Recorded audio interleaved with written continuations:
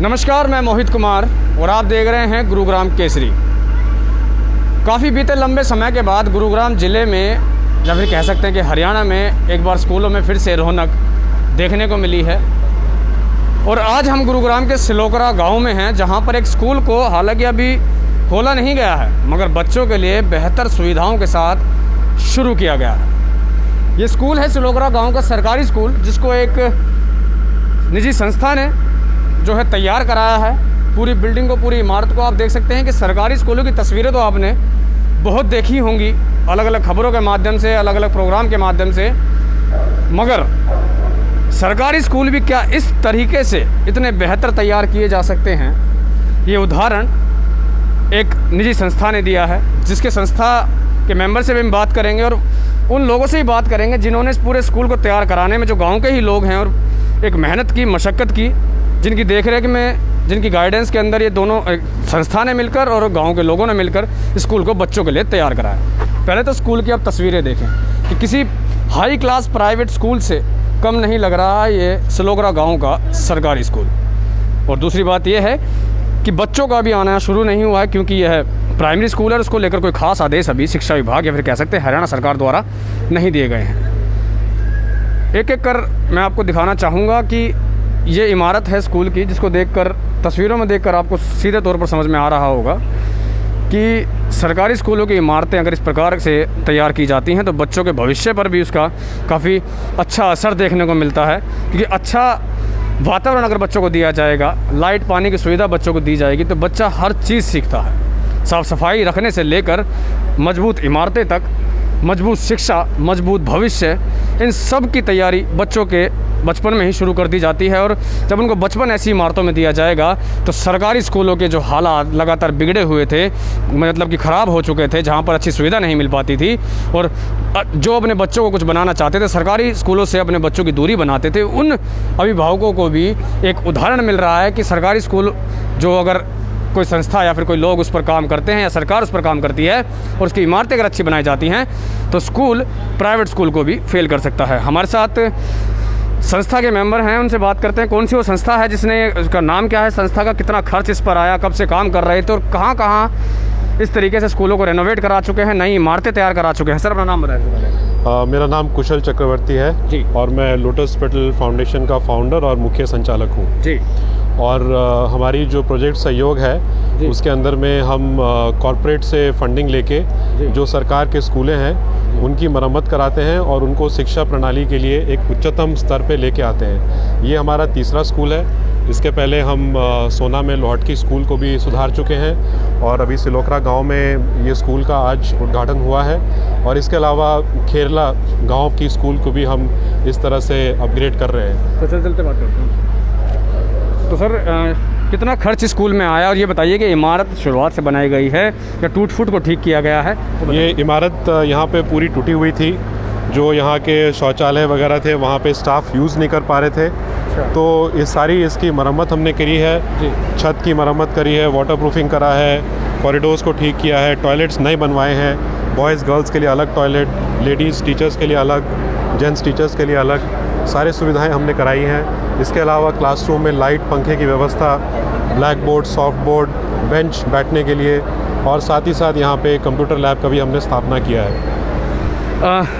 Sir मुझे बताइए कि स्कूल प्राइमरी स्कूल है ये है और 9वीं से 12वीं तक के भी खोल दिए गए हैं। क्या उस 9वीं से 12वीं के स्कूल के लिए भी आपने कुछ काम किया है? उसमें भी इसी तरीके से रिनोवेशन किया गया या फिर करने वाले? जो 9 से 12वीं स्कूल है उसमें अभी हमने इस तरह का काम नहीं किया है। और जैसे हम ये एक एक स्कूल लेके आगे बढ़ रहे हैं, अगर हमें आगे मौका मिलेगा तो इस तरह से हम इन स्कूलों को भी हम सुधारने का प्रयत्न करेंगे। मैं आपको वो क्लासरूम आपको दिखा दूं कि जिसकी पहले तस्वीरें काफ़ी ख़राब थी, कह सकते हैं कि रेनोवेट नहीं किया गया था। साफ़ सफाई तो होती थी मगर दीवारें जर्जर हो चुकी थी। और उसके बाद अब कैसी हैं दीवारें, कैसा है क्लासरूम, आप खुद देखिए। सीधे तौर पर लाइव तस्वीरों में हम आपको दिखा रहे हैं गुरुग्राम केसरी के माध्यम से। दीपक जी बताइए, ये आपका गांव का स्कूल है और काफ़ी लंबे समय से आप आवाज़ उठा रहे थे इसको रेनोवेट होने की, कि इसको तैयार किया जाए, बच्चों का अच्छा भविष्य बन सके। आप समाज सेवी के तौर पर अक्सर काम करते नज़र आते हैं, कभी वैक्सीनेशन के आप कैंप लगाते हैं, कभी कुछ और, मगर आज आपने जो कदम उठाया एक संस्था के साथ मिलकर, क्या मानते हैं कितना भविष्य पर असर पड़ेगा बच्चों का? देखिए जी, जो ये इनिशिएटिव इन्होंने लिया है लोटस पेटल फाउंडेशन ने, जो आज से 10 साल पहले इधर आए थे और जो आज ये जहाँ पर हैं, ये सिर्फ अपने काम की वजह से हैं। जो इन्होंने काम किए हैं आगे, इन्होंने बहुत अच्छे काम किए इन्होंने। चैरिटी काफ़ी करते हैं और अंडर प्रिविलेज बच्चों को ये शिक्षा देते हैं, पढ़ाते हैं और उनके लिए सुविधाएं देते हैं। अब क्या है जी, इन्होंने हमारा जो गांव का ये स्कूल था, ये काफ़ी बुरी हालत में था पहले, और फिर हमने सोचा इसको किसी तरह से रेनोवेशन के लिए डाला जाए। तो इसके लिए हमने काफ़ी एफ़र्ट्स डाले लोटस पेटल फाउंडेशन और कॉन्सेंट्रिक्स के साथ मिलके। तो हमने क्या, तो जी इनके साथ हमने काफ़ी एफ़र्ट डाले। फिर हमने सोचा कि एक प्लानिंग, इसका एक रोड मैप तैयार किया जाए और हमारे गांव में कैसे शिक्षा दी जाए बच्चों को जो पढ़ रहे हैं यहाँ पे। और ऐसा भी है कि जैसे हमारे गांव के बच्चे हैं वो बाहर ज़्यादातर पढ़ते हैं, तो क्यों ना अपने ही गांव में अच्छी सुविधा के साथ वो यहाँ पे पढ़ें। तो इसके लिए हमने ये सब रोड मैप तैयार किया था लोटस पेटल और कॉन्सेंट्रिक्स के साथ मिलके। तब इन्होंने हमें बहुत अच्छा एक इनिशिएटिव लिया और ये सब काम। तो क्लास दिखाइए अपनी हमें, कैसी क्लासेस, और बाकी जो टीचर्स हैं यहाँ की, हम उनसे भी बात करने की कोशिश करेंगे। हम टीचर से ही बात करते हैं इस बारे में। मैडम अपना नाम बताइए। जमुना रानी। मैडम स्कूल क्लासेस जो तैयार की गई हैं, हमें अपनी क्लासेस दिखा दीजिए एक बार, और बता दीजिए कि पहले कैसी थी और अब कैसी करा दी गई हैं। थोड़ी जानकारी हमें साथ साथ चलते हुए दे दीजिए।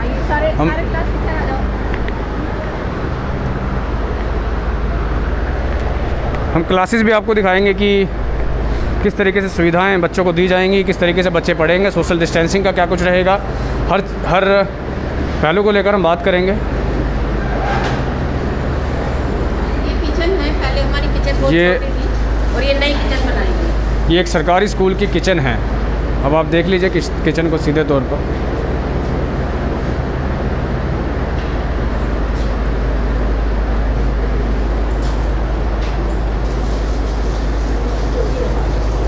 यहाँ बच्चों के लिए जो है मील जो तैयार की जाती है, तैयार नहीं होता जी, बांटा जाता है यहाँ से। ओके। ये क्लासेस हैं। अब क्लासेस को देख सकते हैं कि छत से लेकर दीवारों तक नए जो स्लोगन, नए पोस्टर्स जो लगाए गए हैं, नोटिस बोर्ड यहाँ बना है। हालांकि बेंच इस रूम में नहीं है। बेंच के जो रूम है वो भी हम आपको दिखा दें किस तरीके से बच्चे बैठेंगे। मैडम एक बार जरा बताइए कि सोशल डिस्टेंसिंग के तहत किस तरीके से बच्चों को बैठाया जाएगा, कितना गैप रखा जाएगा बच्चों में? अभी बेंचेस आने वाले हैं जी। एक बेंच छोड़कर एक बेंच पे बच्चे बिठाए जाए। मैम वो क्लासरूम भी दिखा दीजिए जहाँ पर बेंचेस हैं, और इमारत को भी मैं दिखाना चाहूँगा। ये पूरी इमारत दिखाई जाए,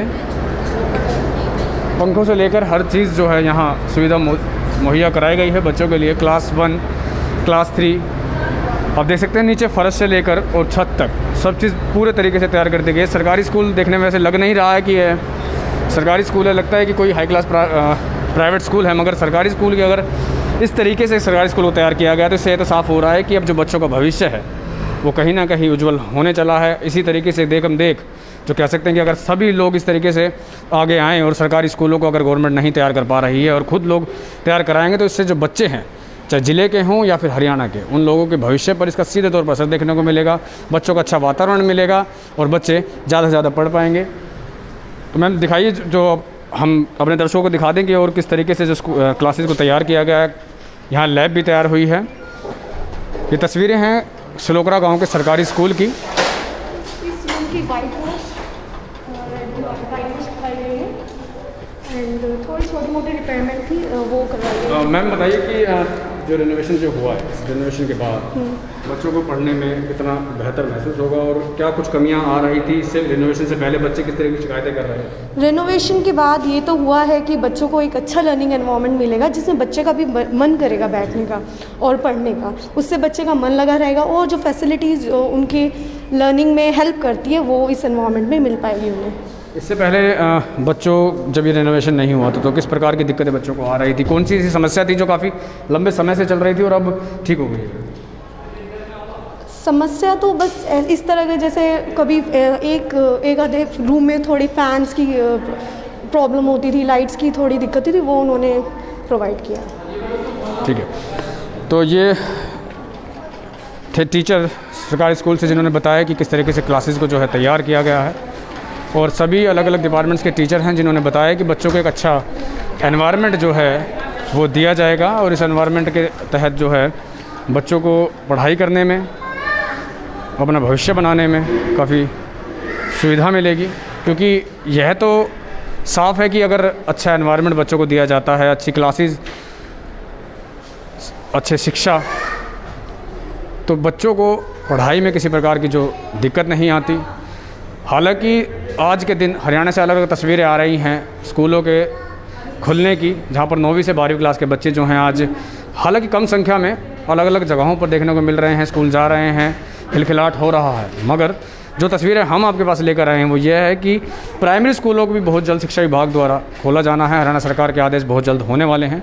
मगर ऐसे में सिलोगरा गांव के स्कूल को पहले से तैयार कर दिया गया है कि जब बच्चे आएंगे तो सब बच्चे सरप्राइज़ इस चीज़ को लेकर हो जाएंगे कि उनका स्कूल जब वो छोड़ कर गए थे तो कैसा था, और अब जब वापस आए हैं तो स्कूल की कंडीशन बहुत बेहतर उनको नज़र आएगी। ये कहीं ना कहीं एक बच्चों के लिए लॉकडाउन के बाद का सबसे बड़ा तोहफ़ा दिया गया है। और इसके बाद इस खबर से संबंधित और भी जो जानकारियाँ होंगी और अलग अलग स्कूलों में हम पहुँचेंगे आज पता करने के लिए कि किस स्कूल का क्या हाल है, किस तरीके की कंडीशन स्कूलों की बरकरार है, उन सभी मुद्दों पर हम आपसे बात करेंगे। फिलहाल के मैं आपसे अलविदा चाहूँगा। मोहित कुमार, गुरुग्राम केसरी।